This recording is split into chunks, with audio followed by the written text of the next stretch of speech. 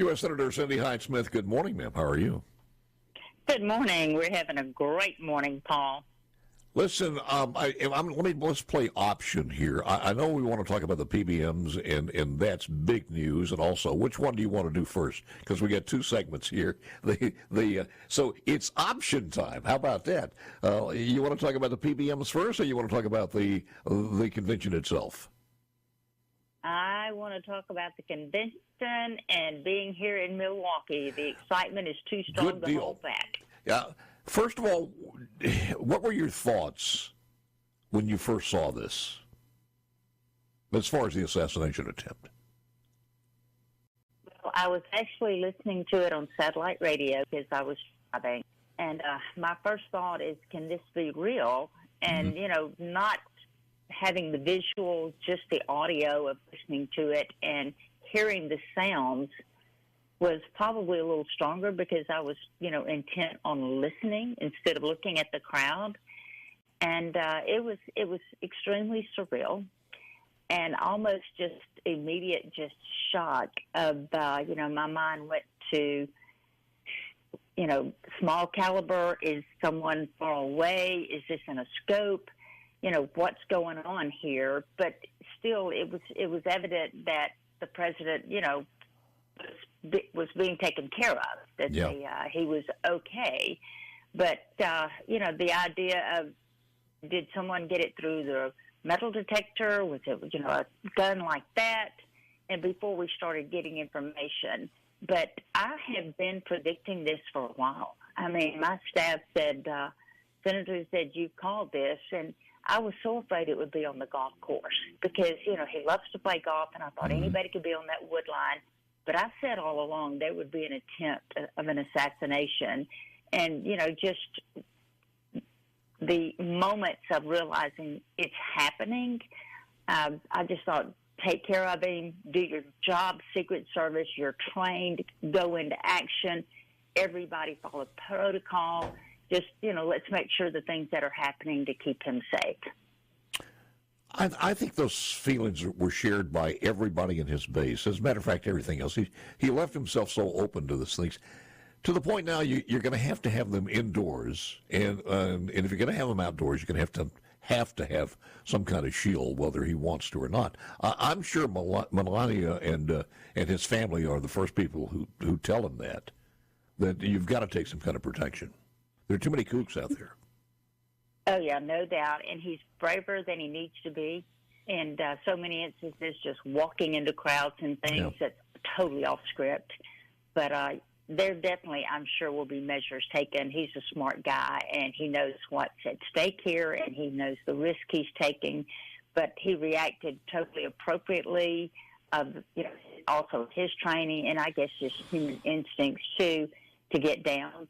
But we're glad it turned out the way it did. Yep. I said, you saw two things Saturday. You saw the reality of this country, but you saw the reality of God's grace, too. Well, you did, and I'm sitting here. I was off yesterday, and I'm sitting here doing show prep for most of yesterday afternoon and early this morning. And there were so many biblical people on social media adding biblical references to this. And I thought, all right, let me capture this one and play it for the audience. And I thought, okay, I don't want to make people mad to make too many associations with this one. And then I'm hearing where he said the word fight 3 times. Well, 3 is a pretty important number, biblically speaking. And then I bust out laughing because after J.D. Vance, he was appointed, I thought, okay, now he appoints a guy that looks like an apostle. So I said, let me stop this. There's never been a guy on the American scene in this position that so many people didn't want him to be in and will take a financial loss for that, either their jobs in the present administration or world leaders who will not get to suck off of the American taxpayer anymore. There was a story in the news that if Trump becomes president again in 2024, and this just gives you an idea, when we have the news that Iran possibly also has an assassin team trying to take him out. Are you concerned that Trump might be elected again? Sure. I think it's very likely. And if it happens, it is likely to be the kind of like the death blow to what remains of the global order. And he says it openly. Now, again, it should be clear that many of these politicians, they present a false binary vision of the world as if you have to choose between patriotism and globalism, between being loyal to your nation and being loyal to some kind of, I don't know, global government or whatever. That's one of the heads of the WEF, the World Economic Forum, just to give folks an idea how it's not only within the confines of the United States, but it's worldwide that people have something to lose who are living off the United States of America, not paying their fair share. You're exactly right. I mean, this is truly a financial loss for so many people because of how they are siphoning money off of America. And they know he will not stand for that. They know that those days will come to an end, that he will do everything he can to take care of this country. You know, he just says, we're spending too much money. We're paying for things we should not be paying for. People have the luxury of coming in and selling things. And, I mean, he is a man of his word. He does what he says he's going to do. And there will be people that will affect very detrimental. And that's the reason he is such a popular candidate right now. He gives Americans hope. He gives Americans hope for we're going to do things right. The nonsense will stop. The open border issue, that one single issue right there should give anyone reason to say, absolutely, we need to bring this man in. Yeah. Have you had a chance to meet J.D. Vance, or have you met him before? Oh, J.D. and I are friends. We were texting yesterday after the announcement. J.D. was texting, and, you know, great guy. Of course, Paul, I had several friends in the top tier that was looking at, and some of them are really disappointed right now. But we're all proud of J.D. J.D. he is a great guy. J.D. is wicked smart. He has been given nothing.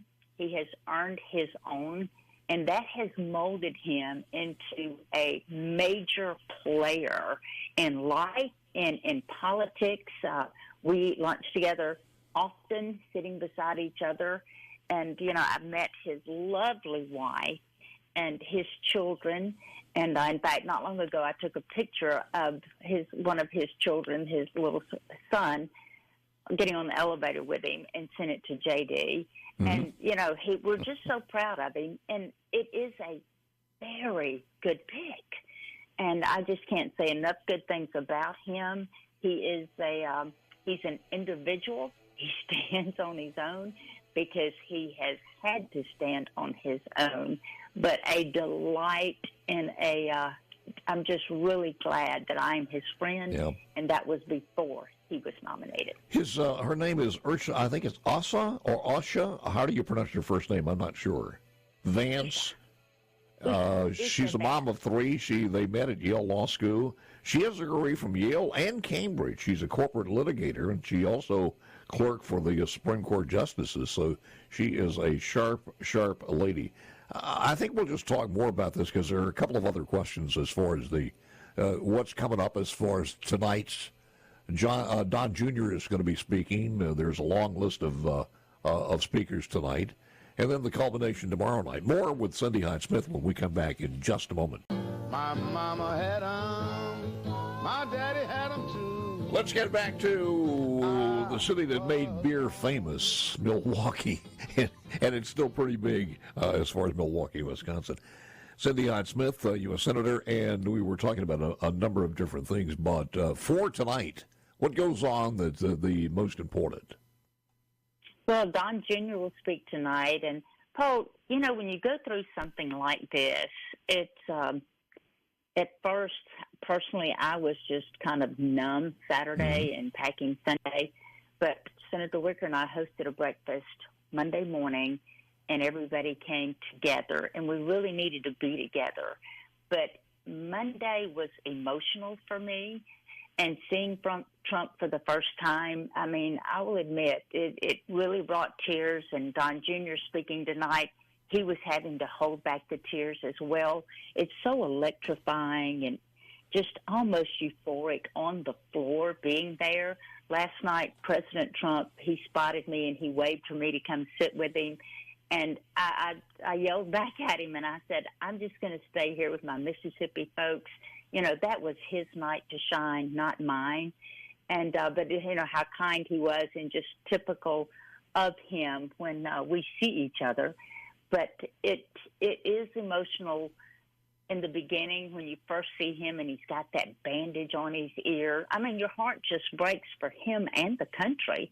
And now it's like a celebration. It's like, okay, we can move forward. We can move forward as a team. To have the speakers talking about unifying last night, that, you know, we're all getting behind this. Nikki Haley did an excellent job of saying we're on the same team, we're moving forward.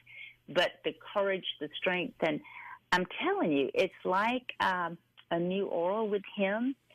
It's, I said, God may have humbled him Saturday. I know it would have humbled me, but we're in the position that we're ready for November the 5th. We've got a lot of work to do. We don't need to get ahead of our skis whatsoever, and you have to be totally cautious of that.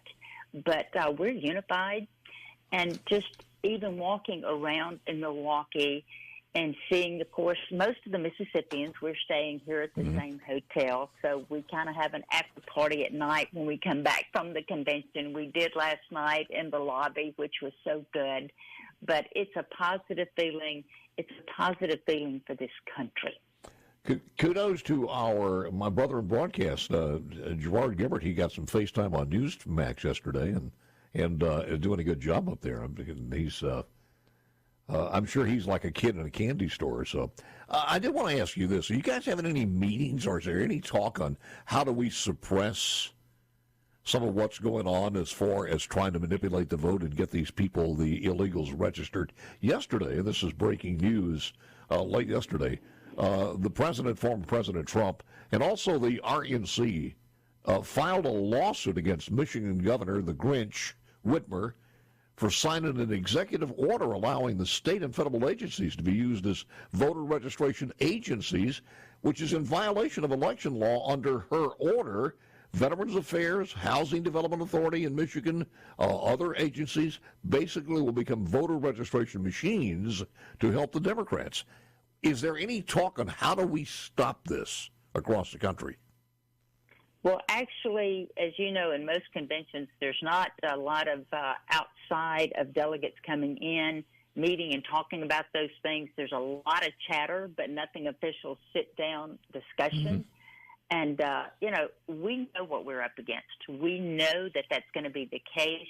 This is not going to be an easy election to win. I truly think we're going to win this. The momentum is here, and the sad state of affairs we find ourselves in with the inflation, the border, the economy, the things that are happening, you know, we are positioned to win, but only if we work really hard. So we have to address those things. We have to address those things in every state. And, you know, the discussion is definitely going on, but it's mainly focused on listening to the speakers, and we have so many speakers. President Trump increased the number of speakers because he wanted the everyday American to be heard as well. Of course, we have some candidates that are going to be in a general election, which we're hoping to flip a lot of seats. They've had the opportunity to speak, but it has gone well. It has been very organized, dealing with this number of people. Obviously, you've got to work the kinks out, but we're here to listen to the speakers, to unify, to address the issues that we can address, to realize what our job is when we leave here. There were so many different, when you hear some of these people, just the average Joe speak, it is heartwarming. When you saw him and the expression on his face, and I think everybody's been commenting on this, he just looked different. He looked at peace, but he also just had a different look on his face. We had one lady who said this. Sitting right next to me is Brenda here. Brenda's from California, San Diego, and there are tears in your eyes right now. Tell me what you're thinking. I'm speechless. I'm looking at a man who has sacrificed so much, been through so much, been scrutinized, dragged through the mud for this country, and all of these people are here for him. And the fact that he's here is just, I find it overwhelming and touching that he's not hiding, he's not scared, he's ready to defend our country and take it back. I'm just so honored to be here and to be in the presence of all of this, and I'm emotional. Normally I keep it together. It's okay. You're not the only one I've noticed with tears in her eyes. U.S. Senator Cindy Hyde-Smith. I think that's the same kind of feelings you had when you saw them. Oh, absolutely, and I knew that I would. Paul, we have a pretty close relationship. The president, you know, he calls me early in the mornings, and he is, you know, he has that tender side to him, and it hurts to see your friends hurt. But, you know, we're getting past that. We're going through, you hear people talk about the stages, and I thought, well, you know, I don't do that. But I realized, yeah, I do that. And I think most of his supporters are going through those same stages. But we're here. We are ready to do the job in front of us and on every step. And it's not going to be easy. But it is just so amazing to be on the floor with other people who think like we think. And the Republican Party is pretty much one big family. And like I said, when something happens to a family member, you want to be together. So being together, going through this, I think it is truly the hand of God. I truly believe that with all of my heart, that we are going down this path, but we're not going down it alone. Yeah. And there's just more acclamation of that, as you said earlier, than I have seen ever, because God is truly getting the credit for saving his life. I mean, it is truly, as he said, the doctors have told him, it was a medical miracle that it happened the way that it did. Still have a lot of things to unfold there. Obviously, the reports will be coming out. The head of the Secret Service will be in front of Congress on Monday to answer for a lot of that. But it's a great day to be an American. Well, it's a shame that you guys couldn't call for some type of hearings in the Senate. I think this was the House. The Senate Schumer hasn't called for hearings, has he? Oh, I do not think so. I have not gotten that email. No. And I'm really not looking for that email. No.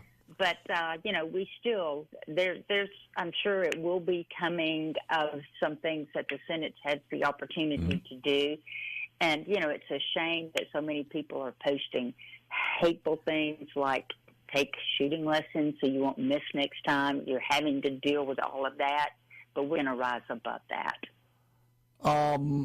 We were talking about that not long ago. I guess those kind of people have always been out there, but the social media gives them a chance to do this, and it's a shame, but it's just part of life. You have people like this. What was your thoughts about the assassination attempt? They missed. He should have died. He's not good for this country, and he never will be. Wow. He's the worst person that could be ever in politics. He's not even a politician. So you're disappointed that the shooter missed Donald Trump? 100%. No, nothing. He should have died. She doesn't like him as much as I do, but she's a little more sympathetic to people dying. Do you think that the shooter was justified? He did what he wanted to do. I mean, do you think it was justified? Like, do you think in his eyes, I'm sure it was. But you know what? Since he missed, I can guarantee you there's going to be 100 people that are going to try to not miss. Would you support that? Yeah, 100%. Wow. Cindy, you are absolutely right. It's pathetic. It's disheartening hearing that. Can we get together and talk about the PBMs, because that's a big deal, and do that a little bit later on? Oh, absolutely, because, again, today it is about the Republican National Convention. It's about uniting this country and the strong discussions that we're having. And VP pick, you know, there'll be a time for the other, and I look forward to that. But, yeah, we're in the moment today. Stay safe, and we'll talk to you later, and thank you for calling. I appreciate it very, very much, spending the time.